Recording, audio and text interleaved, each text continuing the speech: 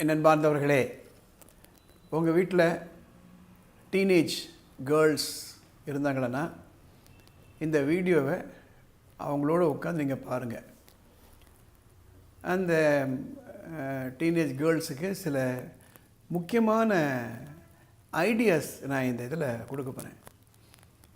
ஒரு கல்வியாளர் என்ற முறையில் நானும் ராதா மேடமும் கிட்டத்தட்ட ஒரு 30-40 ஆண்டுகள் கல்வி சேவையை பண்ணிட்டு வரோம்.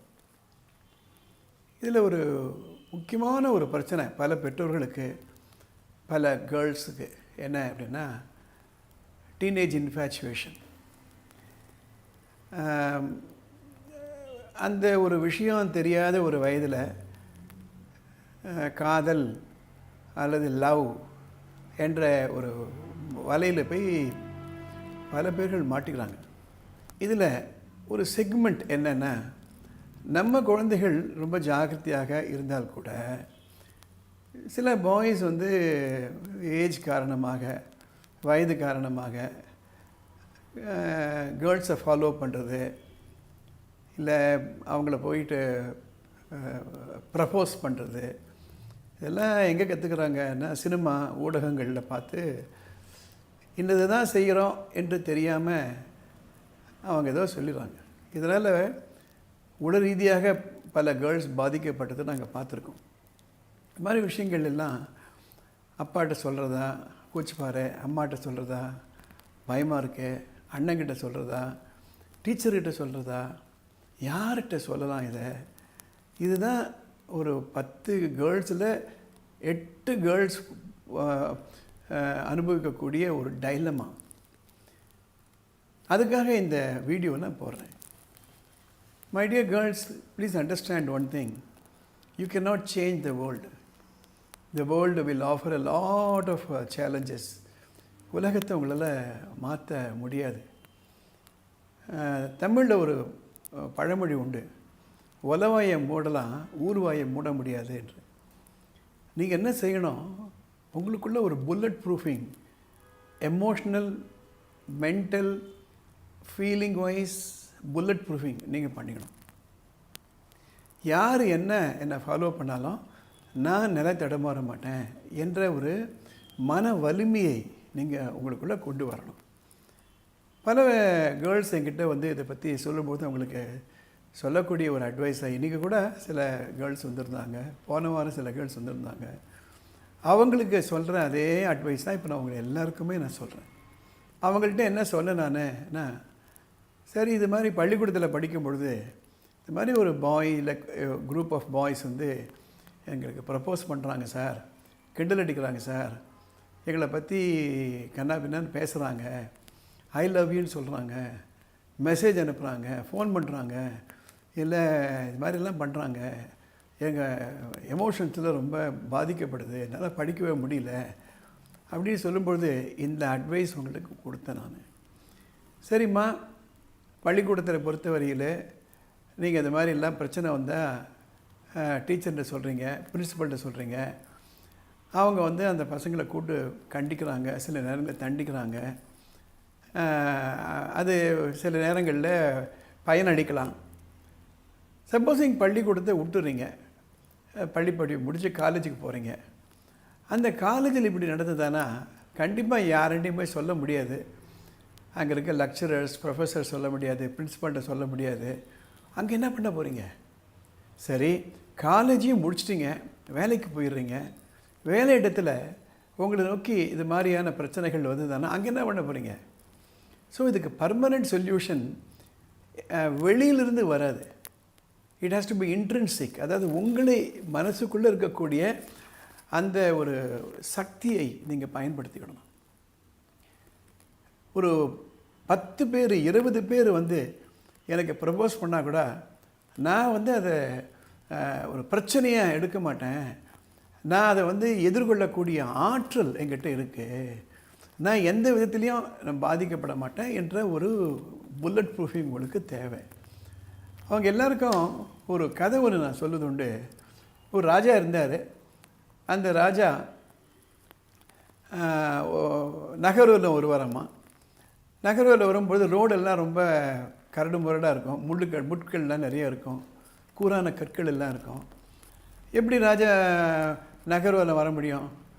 உடனே மந்திரியை கூப்பிட்டு, நான் எந்த சாலை வழியாக நான் போகிறேனோ அங்கெல்லாம் தோலால் ஒரு சாலை போடுங்க, ரோட் மேட் ஆஃப் லெதர் அப்படின்னு சொல்கிறாங்க. அந்த மந்திரிகளும் அதுக்கு உண்டான பட்ஜெட்லாம் ப்ரிப்பேர் பண்ண ஆரம்பிக்கிறாங்க. அப்போ அந்த அரண்மனையில் இருந்த ஒரு மூத்தவர் அந்த ராஜாண்ட ஒரு அட்வைஸ் கொடுக்குறாரு. ராஜா, வெளியில் இருக்கக்கூடிய ரோடுகள்லாம் முட்களாக இருக்குது, கற்களாக இருக்குது, உங்கள் கால் வந்து அங்கே அடிபடக்கூடாது, எல்லாம் நல்லது தான், நாங்களும் அதுதான் எதிர்பார்க்குறோம். ஆனால் ஊரில் இருக்க எல்லா சாலைகளும் ஒரு ஒரு தோலால் ரோடு போகிறதுக்கு பதில் உங்கள் காலை நீங்கள் ஒரு தோலால் ஒரு கவசம் பண்ணி போட்டுக்கோங்களேன். அப்போ எந்த முள் இருந்தாலும் எந்த கல் இருந்தாலும் அது நடந்து போக முடியும் இல்லையா அப்படின்றாங்க. அது இம்ப்ளிமெண்ட் பண்ணுறாங்க. ஒரு இடத்துல படித்தேன், this is the origin of footwear. இதுதான் நம்ம காலணிகள் வந்தது இல்லை, அதுக்கு உண்டான ஆரிஜின் அப்படின்னு ஒரு இடத்துல படித்தேன். அதே மாதிரி தான் வெளியில் இருக்கக்கூடிய பல சவால்கள் உங்களுக்கு வரும். அந்த சவால்களை நேரடியாக எதிர்கொள்ளக்கூடிய, தைரியமாக எதிர்கொள்ளக்கூடிய ஒரு மன வலிமையை நீங்கள் எடுத்துக்கணும். பல பெண்கள் நான் பார்த்துருக்கேன், இது வந்து சத்தம் போடுறது, இல்லை செருப்பு எடுத்து காமிக்கிறது, இல்லை வந்து ஒரு வயலண்ட்டாக பிஹேவ் பண்ணுறதுன்னா விட மாட்டாங்க. அது மீண்டும் மீண்டும் மீண்டும் இந்த பசங்க தொடர்ந்து வருவாங்க. இது வழி அல்ல. அல்லது அவங்க அந்த அந்த ப்ரப்போசலில் சக்கம் ஆகிடுவாங்க. இப்போது பல பள்ளிக்கூடங்கள்லேருந்து கவுன்சிலில் வரங்க பேரண்ட்ஸு, டீச்சர்கள்லாம் சொல்கிறாங்க, இப்போ எப்படி ஸ்டைலாக ஆகிடுச்சு அப்படின்னா, ஒரு 15 வயசு 16 வயசு இருக்கக்கூடிய ஒரு ஸ்டூடெண்ட்டு, அவருக்கு பாய் ஃப்ரெண்டோ கேர்ள் ஃப்ரெண்டோ இல்லைன்னா என்ன பேசியிருக்காங்களாமான்னா, என்னடா மொக்க, உனக்கு இது கூட இன்னுமாடா அவனுக்கு கேர்ள் ஃப்ரெண்ட்ஸ் இல்லை அப்படின்னு கேட்குறாங்களாமா. அதே மாதிரி பாய்ஸ், அந்த மாதிரி ஒரு சூழ்நிலையில் நம்ம வளர்கிறோம். சினிமாலாம் பார்த்திங்களன்னா காதலியே மையமாக வைத்து, அது கூட பள்ளிக்கூட குழந்தைகளை யூனிஃபார்ம் போட்டு அவங்க லவ் பண்ணுற மாதிரி வச்சு உணர்வுகளை கிளர்ச்சியாக அந்த ஒரு சூழ்நிலையில் நம்ம குழந்தைகள் வளர்கிறாங்கன்னா இதெல்லாம் இருப்பது நேச்சுரல். அதுவும் இல்லாமல் நம்முடைய இணையதளத்தில், வாட்ஸ்அப்பில், ஃபேஸ்புக்கில் கண்ட்ரோல்லே இல்லாமல் பல பகிர்வுகளில் வந்துட்டுருக்கு. எறும்பு ஊற கல்லும் தேயும், அடிமேடு அடி வைத்தால் அம்மியும் நகரும்லாம் சொல்லுவாங்க. ஸோ இதை வந்து நம்ம வெற்றிகரமாக இந்த பிரச்சனைக்கு சால்வ் பண்ணணும்னா பெற்றோர்கள் குழந்தைகளோட உட்காந்து பேசணும். இது மாதிரி சுச்சுவேஷனில் எப்படி ஹேண்டில் பண்ணுறது. ரொம்ப நாளைக்கு முன்னாடி ஒரு திரைப்படம் கூட வந்தது. அதில் இது மாதிரி ஒரு கேர்ள், காலேஜை படிக்க கேர்ள், அதுக்கு வந்து ஒரு பாய் வந்து ப்ரப்போஸ் பண்ணுவார். அந்த லேடி, அந்த ஒரு ஸ்டூடெண்ட்டு எப்படி இதை ஹேண்டில் பண்ணாங்க எனக்கு திரைப்படம் ஞாபகம் இல்லை. அது போன்ற ஒரு மன வலிமையை நம்ம குழந்தைகள்கிட்ட கொடுக்கணும். ஒவ்வொரு பள்ளிக்கூடத்தில் இருக்கக்கூடிய அந்த கவுன்சிலர்ஸ், டீச்சர்ஸ் இதுக்கு வந்து ஒரு ஒரு அரணாக நிற்கணும். நான் இன்றைக்கி ஒரு ஸ்டூடெண்ட்டோட பேசிகிட்டு இருந்தேன். நம்ம சின்ன வயசில் நான் வளரும்பொழுது சொல்லிக் கொடுப்பாங்க, மலையை பார்த்து நாய் குலைக்குது, அதனால் மலைக்கு நஷ்டமா நாய்க்கு நஷ்டமா என்று சொல்லுவாங்க. அதனால் மாணவிகளே, உங்களுடைய எதிர்காலத்தை யோசனை பண்ணி பாருங்கள். இது மாதிரி பிரச்சனைகள் வரத்தான் வரும். எத்தனையோ பிரச்சனைகள் வருது. இப்போது ஒரு செஸ் வீரர் இருக்கார். அவர் வந்து எத்தனையோ எந்த விதமான மூவ் பண்ணாலும் வின் பண்ணோன்ற அந்த தன்மையை வளர்த்துப்பார். ஒரு கிரிக்கெட் பேட்ஸ்மேன் இருக்கார். அவர் எந்த மாதிரி பால் போட்டாலும் நான் அடிப்பேன் என்ற தன்னுடைய திறமையை வளர்த்துப்பார். ஒரு நல்ல ஸ்டூடெண்ட்டு எந்த விதமான கேள்விகள் வந்தாலும் என்னால் அதை மீட் பண்ண முடியும் என்ற அந்த திறமையை வளர்த்துப்பாங்க. பல வெற்றியாளர்கள் செஞ்சது இந்த அப்ரோச் தான். அதுபோல் உங்களுடைய மன வலிமையை நீங்கள் இம்ப்ரூவ் பண்ணிக்கோங்க. இதுதான் உங்களுக்கு பர்மனெண்ட்டாக என்றைக்குமே கிடைக்கும். வாழ்க்கையில் நீங்கள் சந்திக்கக்கூடிய பல சவால்களில் ஒரு சவால் பள்ளிக்கூடத்தில் ஆரம்பிக்குதுன்னு நினச்சிக்கோங்க. உங்களுடைய செல்ஃப் கான்ஃபிடென்ஸ் விடாதீங்க. எந்த ஒரு பிரச்சனையுமே அசர்ட்டிவ்னஸ்ன்னு சொல்லுவாங்க ஆங்கிலத்தில், அதாவது கருத்துக்களை வலியுறுத்தி சொல்வது என்பது. அந்த ஒரு ஆயுதம் உங்களுக்கு இருந்ததுன்னா இது போன்ற பிரச்சனைகளுக்கெல்லாம் ஒரு இதுவே இல்லை. மனசில் அதெல்லாம் வாங்கிக்காதீங்க. ஏன்னா இது யார்கிட்டையும் சொல்ல முடியாத நிலையில் இருக்கும்போது என்ன ஆகும் அப்படின்னா, படிப்பில் உங்களுக்கு மனசு போகாது, பயமாக இருக்கும், நாளைக்கு பள்ளிக்கூடம் போகணுமேனு இருக்கும்.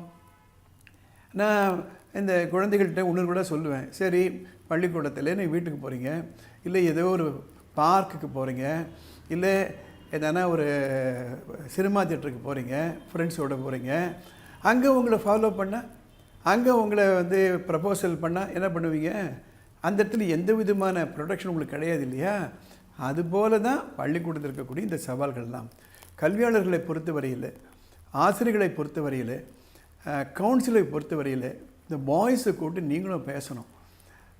இது ஒரு பக்கம் பார்த்து நான் ஹேண்டில் பண்ணால் போகாது, அந்த டீனேஜ் பாய்ஸையும் கூப்பிட்டு அவங்கள்ட்ட சொல்லணும், இந்த வயசில் இது மாதிரி வருதெல்லாம் நியாயம்தான், நேச்சுரல் தான், ஆனால் அதை எப்படி ஹேண்டில் பண்ணணும் என்பதை அவங்களுக்கு சொல்லிக் கொடுத்து அவங்க படிப்பில் கண்ணும் கருத்துமாக இருக்கணும் என்பதை நம்ம வலியுறுத்தி சொல்லணும்.